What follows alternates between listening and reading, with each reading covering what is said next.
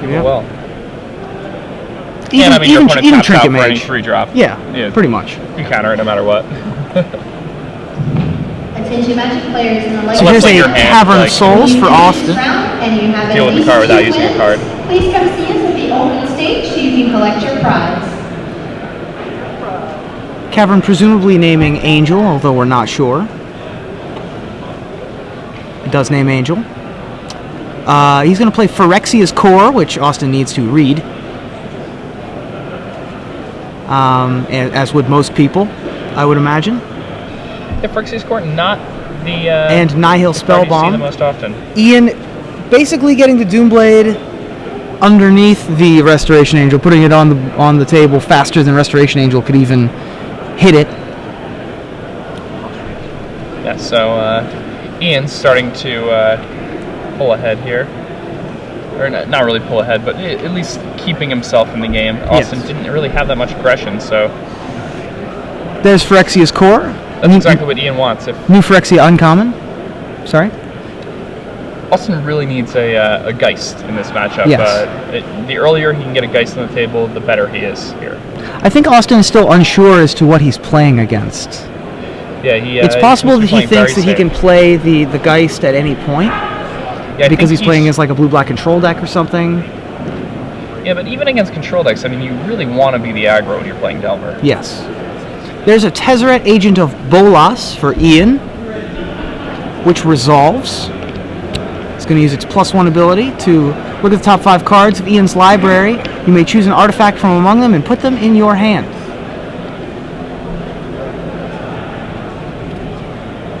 Yeah, now Tezzeret, Agent of Bolas, very powerful Planeswalker.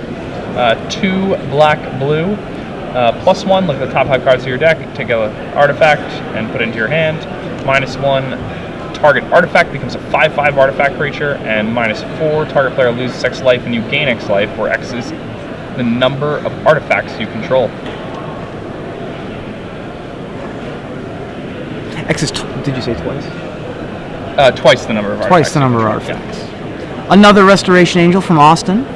Yeah, a bit of a telegraphed Restoration Angel, passing the turn with 5 lands open and letting a Tezzeret resolve. What else could it really have been? So, Snapcaster Mage in hand for Austin now. Very good. Ooh, a Mutagenic Growth on the Angel to take out the Tezzeret.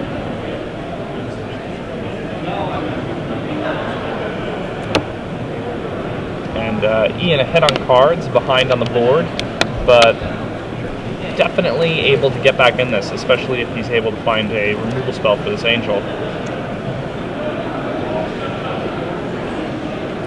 Austin has the ability to leave open Snapcaster Mana Leak, but correctly recognizes his opponent's deck's weaknesses and decides to jam a Geist of Saint Draft. Alright, so let's see what we can come up with here. Ian, we can't really see Ian's hand. He's playing a little bit far back from the table, which is his prerogative, but makes the job slightly more difficult for us. So, Black Sunseal for 4, obviously the best thing he could do here. Austin does not have a Mana Leak in hand. It should be pretty clear to Ian that there's no Mana Leak when his Tezzeret is resolved. Yeah. But then again, okay. So we have a Phyrexian Metamorph. This is presumably going to kill the Geist. Copy the Geist.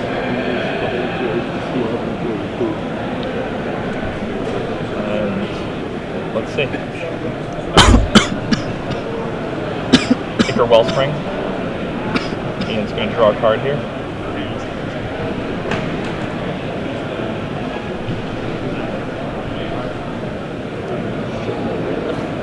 And Ian has many more cards than Austin at this point. Yeah.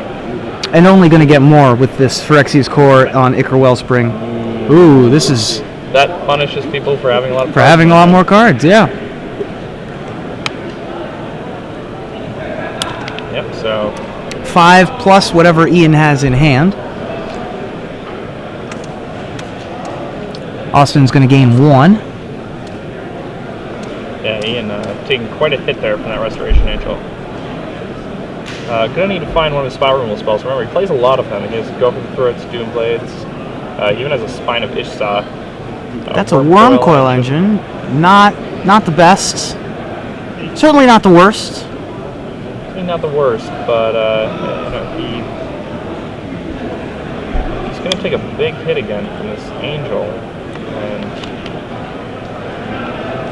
I mean it really is almost lethal, right? Because he's Snapcaster Mutagenic Growth. Ah, yeah. So that would be 5, 6, 7, plus however many cards are in Ian's hand. Yeah, and I think Ian has at least 4 cards, right? I can't see his hand, so I have no idea. But presumably, from how he drew a card off Nile Spellbomb, he drew a card off of Tezzeret.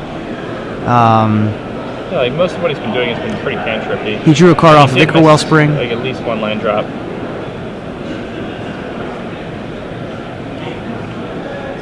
Okay, so no Snapcaster Mutagenic Growth here. Must have not been lethal. Yeah, did not have 4 cards in his hand, I guess. He only had 3.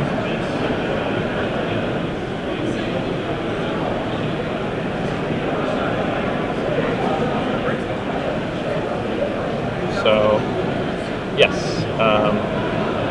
he only had 3 cards in hand, hence no Snapcaster Mutagenic. Here, we can expect him to swing with that Worm Coil Engine, pop himself back up to 9, but he's either going to need to empty his hand out, or he's going to need to get rid of the sword or the Angel. Very quickly. Now, an interesting thing about Tezzeret is, if you use Tezzeret's ability to turn an opposing equipment into a creature, it can no longer be equipped. So that is another theoretical out. Another Worm Coil Engine is all Ian can muster. That's not too shabby, though. No, it's not. It's certainly acceptable. Yeah, now Austin has Ian at 9 here.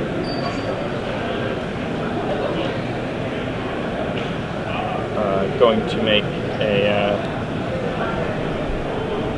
a Moorland Haunt Spirit Token. And I believe going to attempt to win here with Snapcaster Mutagenic Growth. That's 5, 6, 7, 8, 9. Yeah, that is. Yep, that'll be exactly. But the Ratchet Bomb prevents Ian from dying. Ah, right. There's a Ratchet Bomb. But again, I don't know what's in Austin's hand. If he has Gut Shot, for example, yeah, he wins, or a Vapor Snag. Or a Vapor Snag.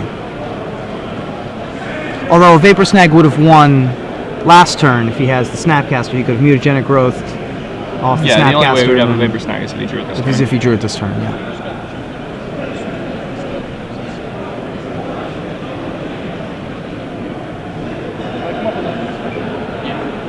So, Austin has 3 main deck Sword of War and Peace, so he's very much on the sword plan, with the Invisible Stalkers, of course. He also has a Sword of Peace in him, and lots of swords 4 here. swords main deck, and the extra 2 Invisible Stalkers for hexproof creatures to carry them. His Delvers are actually very weak, but it's hard to flip his Delvers. Yeah, only 17 instants and sorceries in Austin's deck.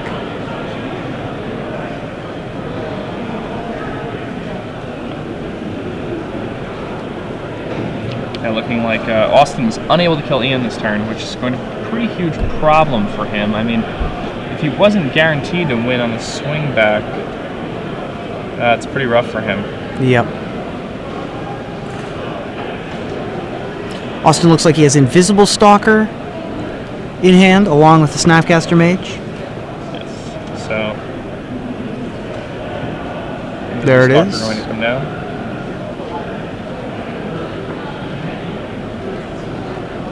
Let's see, multiple Snapcasters here. Yep. Normally multiple Snapcasters are quite good, but kind of funny. But Ian Farnung's seemingly just simple cantrip Nile Spellbomb. Yep. Won him this game. Yeah.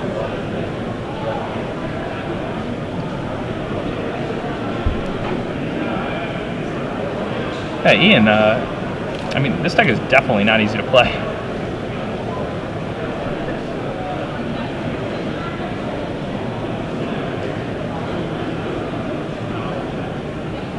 Curse of Death's Hold for Ian. Pretty good against a invisible stalker. Yep. And Ian will swing in for 12. 24-point life swing this turn, putting Austin to 6 and Ian to 15. Yeah, pretty huge swing there. Ian also has an untapped Phyrexia's Core that he can use to either create tokens or draw a card off of Ichor Wellspring while also gaining a life. Yeah, and that life gain could be relevant. At this point, it looks like Ian has pulled far enough ahead to take this match away from Austin. Austin didn't have a very aggressive draw, and as a result, he was on a sword plan. Oh yeah, to take this game rather. Sorry, not the match. But Austin did not have not have the most aggressive of draws in the beginning here. And he's going to scoop them up, and they're going to go to the sideboard. Now, Austin Fritz has a Steel Sabotage in his sideboard. I would imagine that's going to come in. He also has 3 Celestial Purge. I imagine those will come in to be able to deal with Tezzeret and Curse of Death's Hold. Maybe. I don't know. It's hard because the cards that are like the 4 and 5 mana sorcery cards are harder to use the Celestial Purge against. Like, Curse of Death's Hold isn't really what you want to be Celestial Purging because it kind of does most of what it does the second it hits the battlefield. Right. So when you use a card to deal with it, you're not really getting that far ahead. Tezzeret, though, very important to Ian's game plan.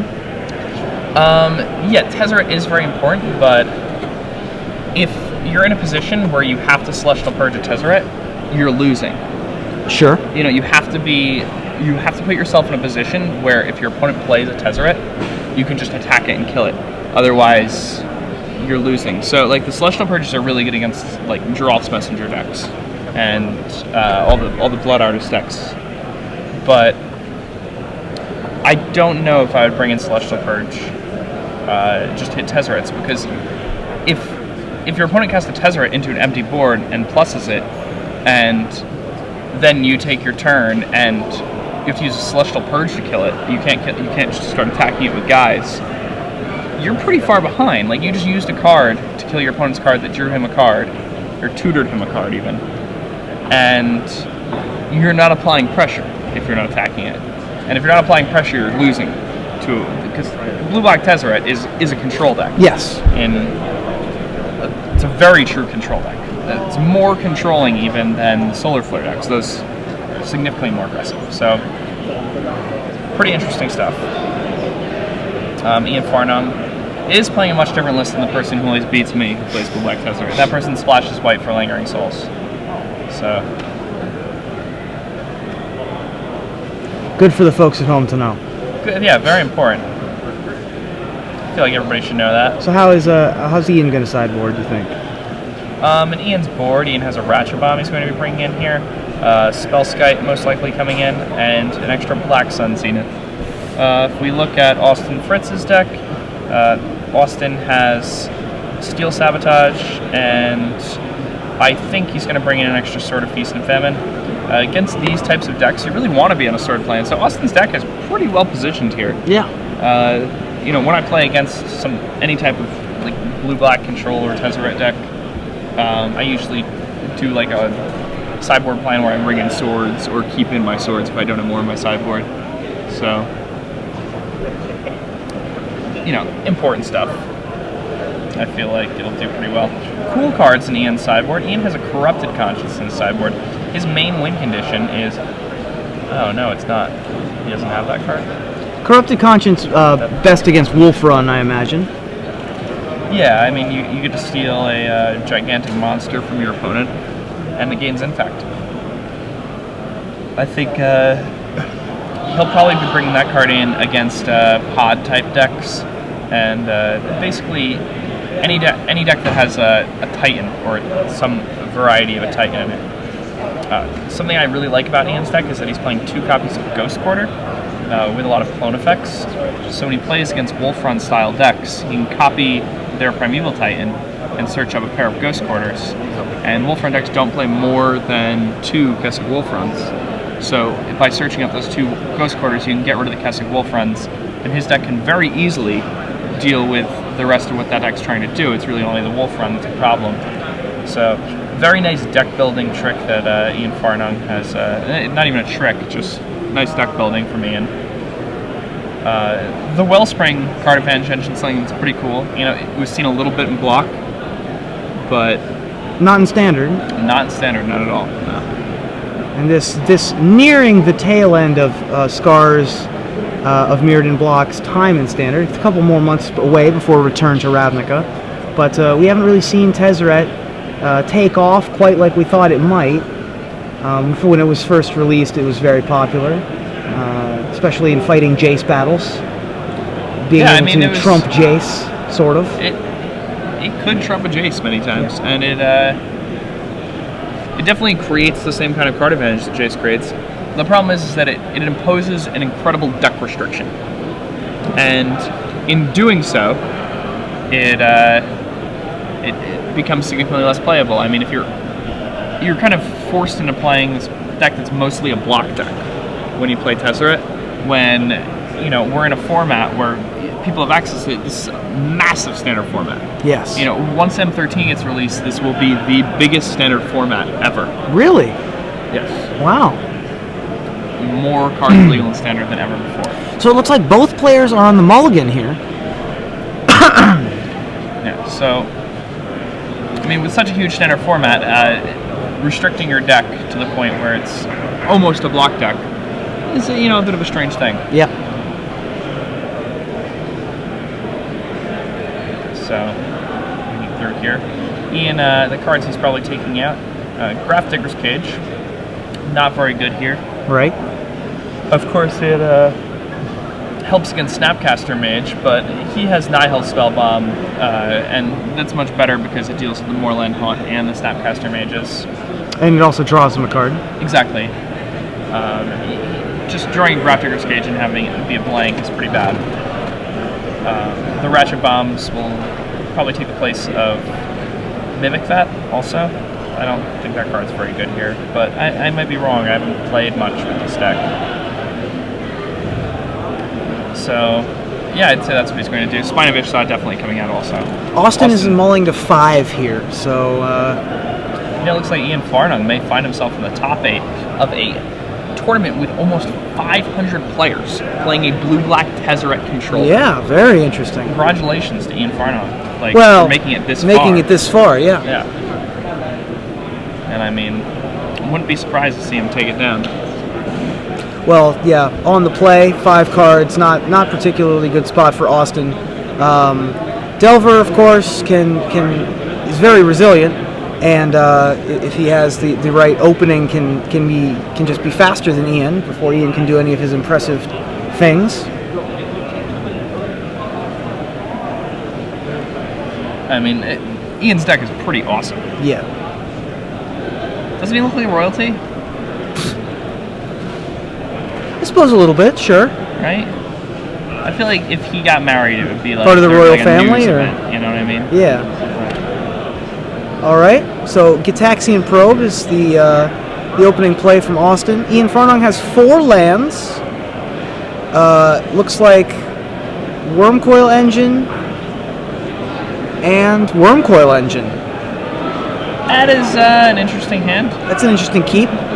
Well, it's 6 cards, still an interesting keep. It's 4 lands. I suppose Ian has enough faith in his deck. Yes. That he can. Is that definitely another Wormcoil? It looked like it to me. It's not definitely another Wormcoil, but it looked like it to me. Okay. Austin's going to lead off with a colorless land. I suppose it might have been a Nihil Spellbomb. Yeah, seems pretty reasonable. He'll be able to cantrip into another card, especially being on the draw. By turn 2, he'll have seen 3 new cards. And, when you have a 6-card hand with 4 lands in it, perfect mana, and your opponent says they're going to 5, I think you might want to keep it.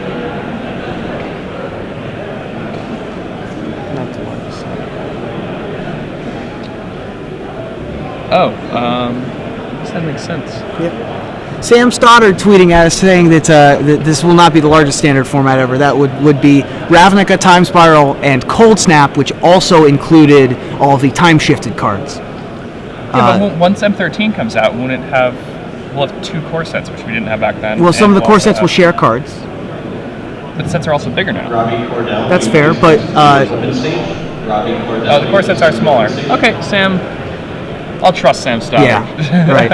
Austin played a Snapcaster Mage as a Silvergill Adept there to Gitaxian Probe once again, Ian Farnung. We were distracted by the information given to us on Twitter. Hopefully you guys at home caught what's in Ian's hand. Because as he plays far from the table, leaning back and relaxed, we can't see very much. I don't believe it's necessarily that he leans back. He sits up straight. Oh. You know, that's a royal... That is a royal thing to do, yeah. Learn how to do that. So... I mean, I definitely have cashew back. Most Magic players have cashew back. Yeah. Look like a jumbo shrimp at the table. Yeah. So Austin has a lot of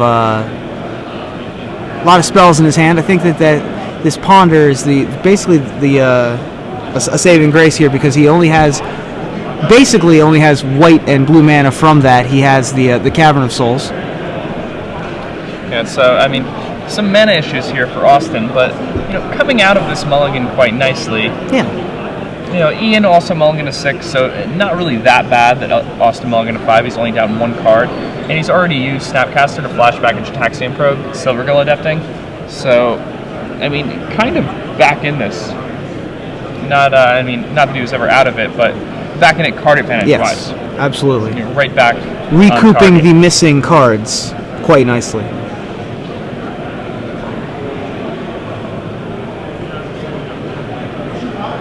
So,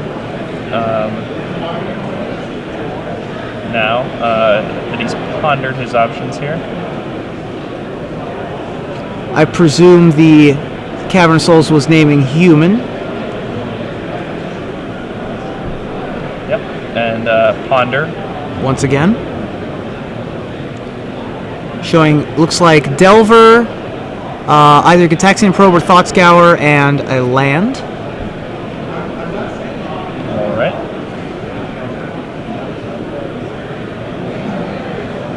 And going to draw the Delver. He kept his cards on top. Passing the turn over to Ian. And now, Ian, if he did have those 2 Wormcoil engines and his only draw was that Nihil Spellbomb, he's in danger of just dying to 2-power attackers. yeah, just getting Snapcastered. But he does have a spell here. This is going, it's just going to be a Phyrexian Metamorph to be a 3-mana vanilla 2-1, basically. Or 4-mana vanilla 2-1. Yeah. Hey, I used to play this in Limited all the time back in Ice Age.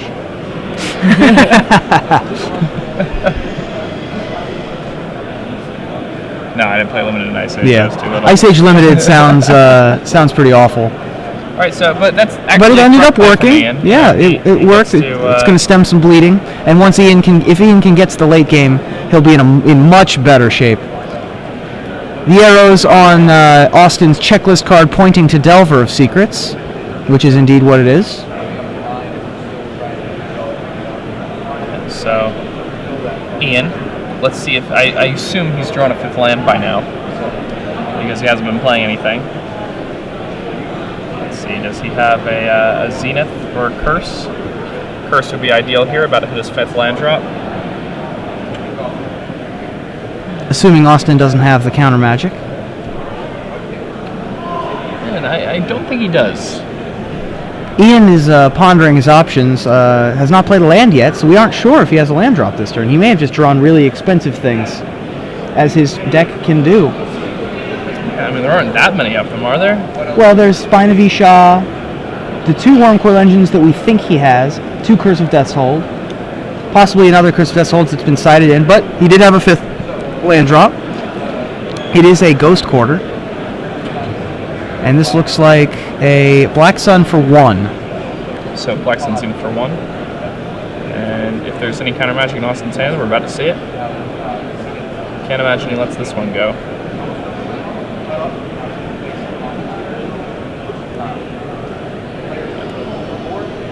Mana Leak from Austin. And that's exactly what Ian wanted to dodge, so Ian probably passing the turn back afterward. It looks to me as if Austin has a Sun Titan in his hand, as well as a Restoration Angel. And there's a Gitaxian Probe that he just used to flip. So we still have, that is 2 Wormcoil Engines. 2 Wormcoil Engines, 2 lands in Ian's hand. Wow. So just like this, it looks like the Blue-White Delver deck coming back from his mulligan to 5, taking down this game, probably. Well, possibly. I mean, he still has Wormcoil Engine to be able to recover. Yeah, and assuming no more counter magic in Austin's hand now. Yep. If Austin does not have a Snapcaster Mage or more counter magic, this Wormcoil Engine can still do work.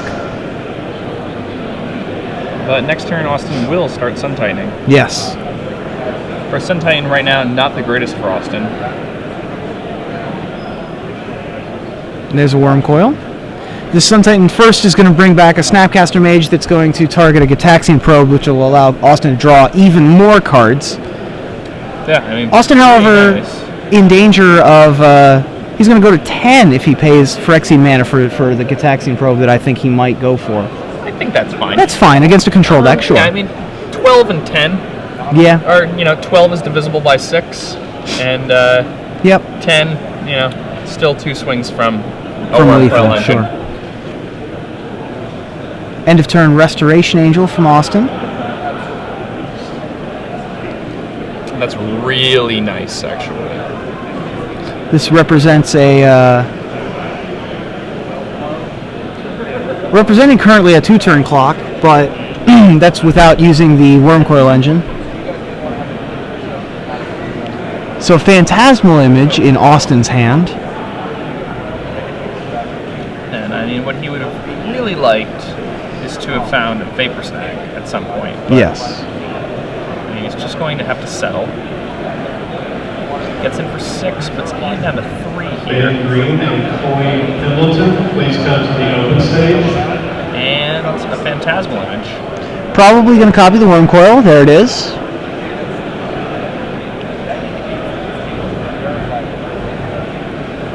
Austin keeping information back in addition to it probably actually being a better play.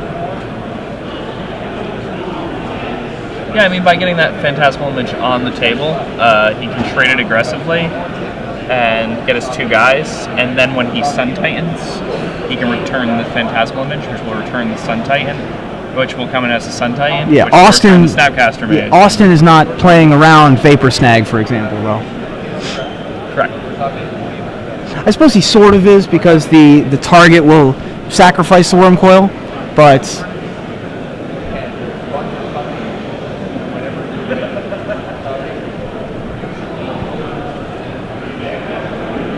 Yeah, so Austin able to aggressively trade here.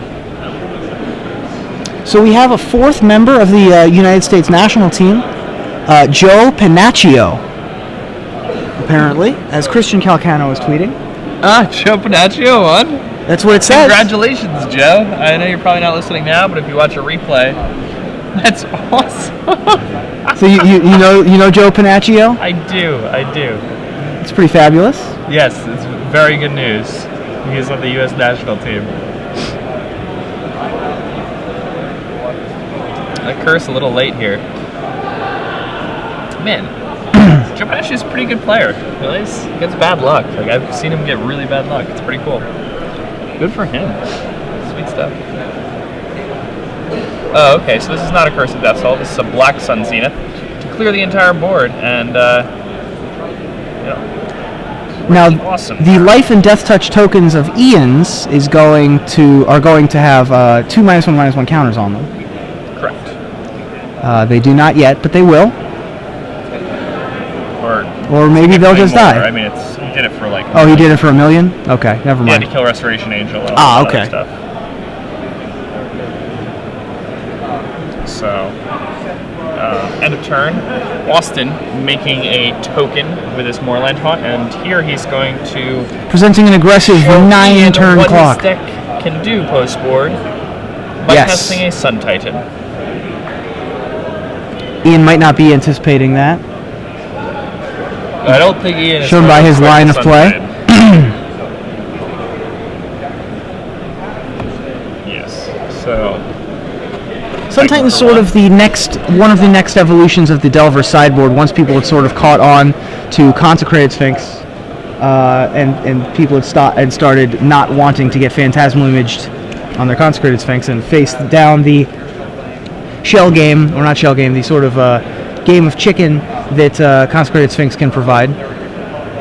So Steel Sabotage on Wormcoil Engine from Austin Fritz, countering with the Wormcoil from Ian Farnung. Another Spirit token from Austin.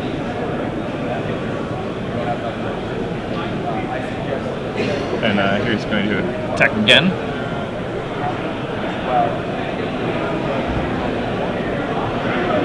Whittling away at Ian's life total here.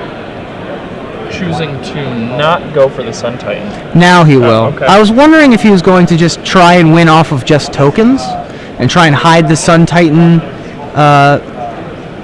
the ability to go crazy with Sun Titan until game 3. But Austin deciding to not give another chance to Ian. Ian showing a Buried Ruin, not really going to do it. Yep, needs a Black Sun here, Black Sun Zenith. And he has the mana to do it for 6. Right now for 7. Yep, returning the Wormcoil Engine and casting the Wormcoil Engine is not going to do it. He does have the 9 mana necessary, but it is not going to be enough. But he has the Black Sun for 6. Off the top. Off of the top, yep. And Austin is tapped out here, so. Austin not in bad shape, though. He's going to have more creatures in his graveyard to feed to a Moorland Haunt. Yeah, and not only is he going to have more creatures to feed to the Moorland Haunt, but I believe he also has Vapor Snag in hand. Yeah. Quite good against the Wormcoil Engine that Ian is probably going to Buried Ruin back to his hand in the very near future.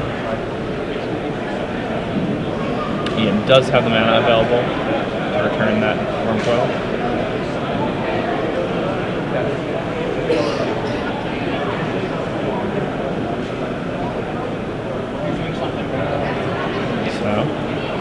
Ian stacking his lands in a manner to show just how many lands he has, and also showcasing his theoretical architecture degree. Do all royals have architecture degrees? Oh my god. Sort of Feast of Heaven. Coming down for Austin with the Moorland Haunt untapped.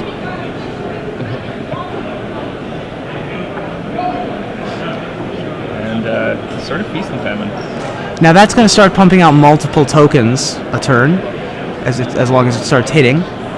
Yeah, and just the fact that he can make guys at instant speed, and then he has a Ghost Quarter, so he can take out this Moorland Haunt right now if he so chooses. Yep, and he will.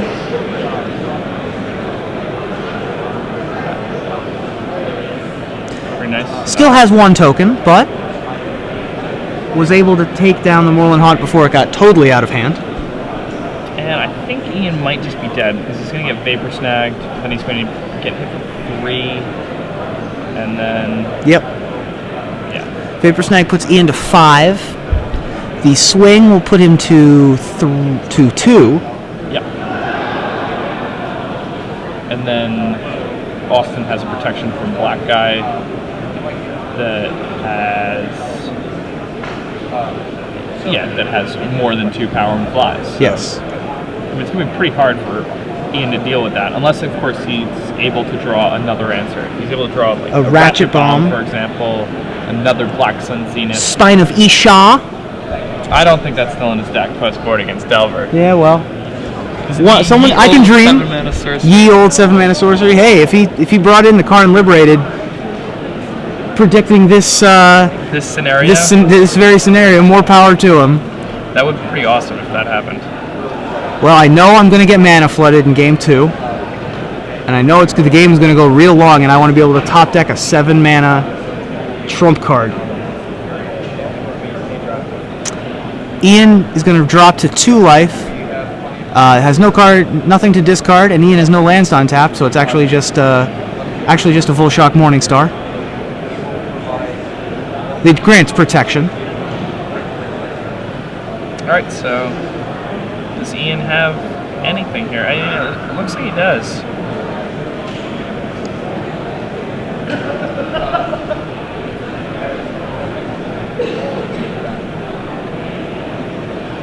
Ian's deck's pretty sweet. I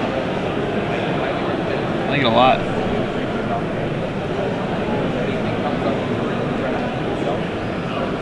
Alright, so have a Tezzeret, gaining a counter and looking for a Ratchet Bomb. And there it is. Finds it. This is quite the tight wire act by Ian. This is like the Lamb Chop theme song. It's it's the outro in so song. many ways. Yeah. The outro. The outro. This is the game that never ends. I'll stop there. Even though that's the song that never ends. Yes, I do know which song is the intro and which song is the outro. I don't want to hear Twitter people commenting. Everyone at home knows that Lamb Chop's Play Along has its own theme song. That isn't the song that ever ends. I don't want to talk about it anymore, alright? I feel terribly awkward now. So, Ian has a Tezzeret that's active, and Austin has a bunch of reactive cards in his hand. So Ian might be able to stabilize this game. He's going to draw more cards than Austin. Yes, he is. He also has access to a Pristine Talisman if he wants. To start climbing back up that life total. Pristine Talisman, one of the cards that is most frustrating when you're trying to keep track of life total on life pads. Yes. Because so many tick marks. When somebody has a Pristine Talisman, it's best to keep life total in the way that prisoners keep track of days. Yes. You know. That's a good one.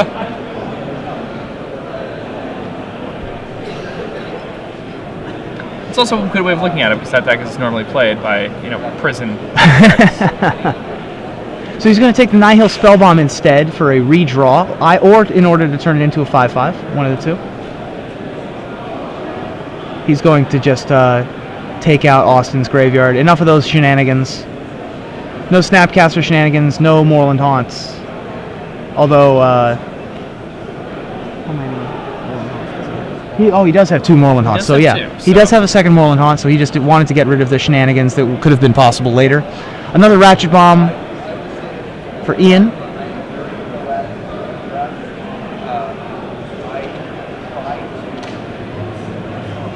Hand of Island, Cavern, Phantasmal Image, and I believe Vapor Snag was what I saw in Austin's hand.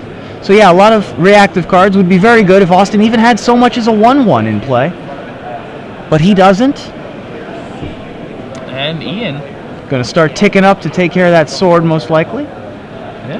He might let it sit on 1, maybe 2, so as to be able to deal with a Snapcaster Mage or a Geist of St. Traft should they hit the board. Attention, ladies and gentlemen. So, finds another Nihil Spellbomb. There's another Nihil Spellbomb. Going to play this. Play the Nihil Spellbomb. Oh, no, he's going to be playing the Ichor Wellspring to draw a card. Yeah. Going to gain a life by sacrificing that to Phyrexia's Core, I assume. Possibly. Or he could... he's used Tezzeret's ability this turn, so most likely.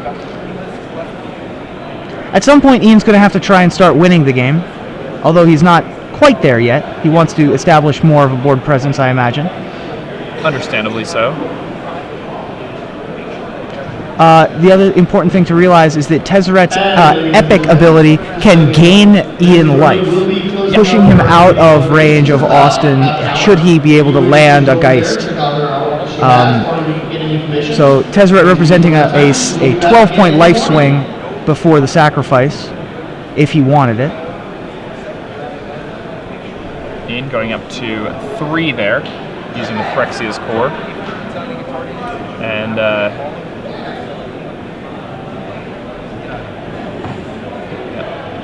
drawing a card.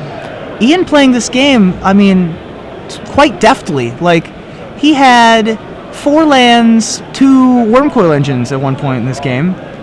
Was very nearly dead on a couple of occasions. And drew some very nice, good ones. Drew some good ones, sure. Nice. I'm not going to say he didn't have some luck along the way, but he also he played it well. He did play it really well. That isn't to say that luck is not part of the game, but some credit where credit is due.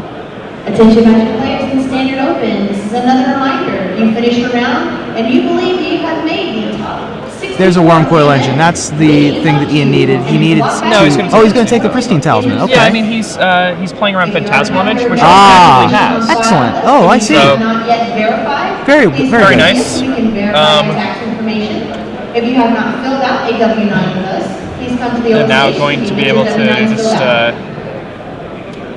gain a little bit of life every turn. Ian has a Go for the Throat in his hand, as well as a basic land of some kind.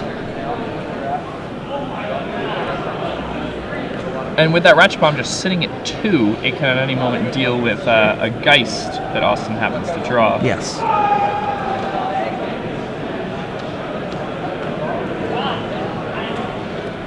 Austin's a little bit flooded now. Yep. Ian Although he still has less here. lands than Ian. Buried Ruin hits the bin to get back a Wormcoil.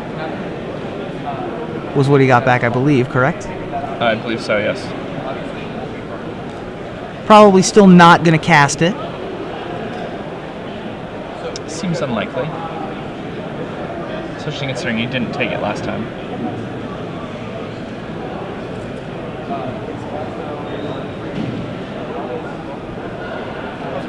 Just seems a little dangerous to go ahead and Wormcoil when your only removal is Go for the Throat. Ian's going to go to 5 off this Pristine Talisman. Looks like he is going to cast Wormcoil here. Ooh, even before he activates Tezzeret, come on. Yeah, I'm not sure I like this. There may be a time issue too, you never know. Yeah, it's true. Oh, he's going to Fireball Austin for 8. So that's going to put Austin to 8 and Ian to 13. Yep. There is less than 10 minutes left in the round. So, I mean, that's plenty of time to finish this game. Yes. But if you're worried about going to a third game. Another land for Austin.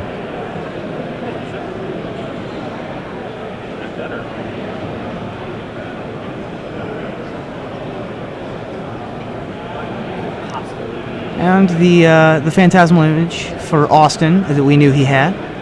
Yep.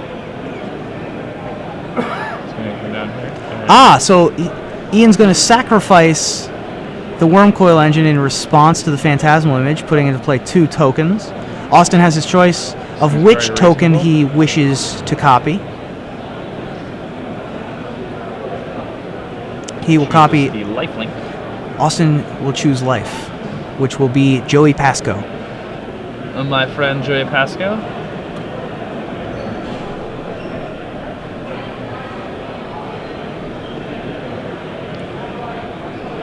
Joey, we have to talk about Game of Thrones soon if you're watching. Oh, I'm sure he is. Alright, so Ian here. Gonna get to tick up this Tezzeret yet again.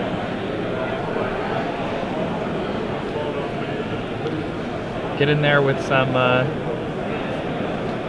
worms. Did he Pretty plus cool at this 1? point. Did he plus 1 Tezzeret this turn? Not yet. Not yet. It's also possible he's going to turn one of his artifacts into a 5/5, which, assuming Austin has no tricks, represents lethal damage. Assuming Austin, or no, never mind. Austin has a lifelink token. That is Yeah. a lifelink Time guy. on the round in the Standard Open. Active player, finish your turn, and you have 5 extra turns. Oh, so the reason he went for that turn was because he realized there was a time restraint. Yes. Okay. They do have a time extension because they are on camera. They have a 6-minute time extension. Wow. So, while we're waiting here, tell me more about Panaccio, this fourth member of the national team. Joe Panaccio, he is a Northeast player, super nice guy, friend of the whole Film Napoli crowd, all of the happy, jolly, good people Sure. in the Northeastern Magic scene. And I didn't even know he was going down there. I see him at PDQs all the time, like the New York, New Jersey, Connecticut area. Sure. Super nice guy, always a good player. Tezzeret's off camera now, so we don't know what he's doing. I imagine he just either ticked it up or ticked it down, one of the two. He's going to attack with a pristine talisman, so that sort of tells us what he's doing. Yeah, that is 5/5 now, apparently. And Austin, not looking to be in the best of shape here. We're going to go ahead and Vapor Snag this pristine talisman. It's a sentence that is rarely said. Yeah. He's going to go ahead and Vapor Snag this pristine talisman. I'm sure it's been said before, but not often. Not often, it's true. So still the two worms coming in, Austin deciding whether to block or whether to take the damage, although it looks like Ian is going to remove the Vapor Snag after combat. Very reasonable. And I imagine this is a pristine talisman coming down. Yes, it is. And to pass the turn.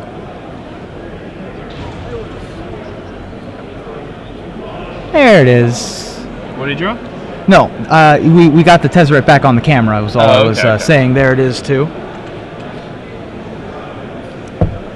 Yes, so, Duneblade, the lifelink token, and I think that's it. And putting Ian to 17. Ian playing this match really well. Yeah. Putting himself in good position to win all the He time. had some tight spots, but he played to his outs, and he's going to move on to the top 8. So Ian Farnung, playing blue-black Tezzeret, defeats Austin Fritz, blue-white Delver, by a score of 2-0. And he will move on to the top 8 of the Standard Open